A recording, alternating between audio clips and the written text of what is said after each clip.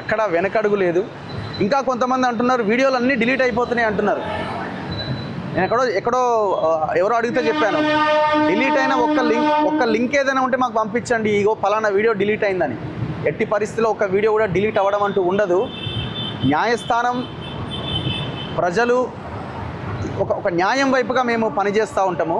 So ఎవరైనా కోర్టుకు వెళ్ళి ఇగో పలానా వీడియో ఇది నచ్చలేదని చాలామంది రియల్ ఎస్టేట్ మాఫియాకి సంబంధించిన డిలీట్ చేసుకున్న సందర్భాలు ఉన్నాయి.